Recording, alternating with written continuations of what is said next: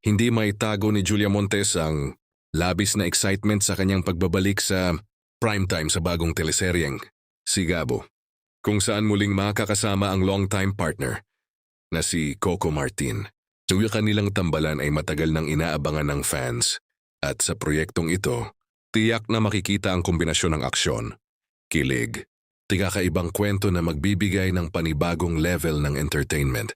Ipinagmamalaki ni Julia ang dedikasyon ni Coco, hindi lamang bilang aktor, kundi bilang creative mind sa likod ng serye.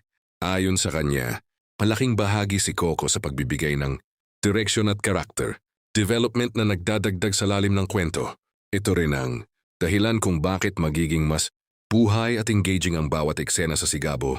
Sa teleserye, makikita ang mas matured at mas intense na version ng kanilang tandem na nagpapakita ng growth at versatility ng bawat isa. Mula sa mga kilig moments hanggang sa matitinding action scenes, ipinapakita ng Sigabo ang buong saklaw ng talento nina Julia at Coco na tiyak na tatangkilikin ng kanilang fans. Hindi lang simpleng teleserye ang Sigabo. Ito ay isang bagong journey na handog nila para sa kanilang mga taga-suporta. Sa bawat episode, may bagong kwento at twist na magpapanatili ng excitement at interes ng mga manonood.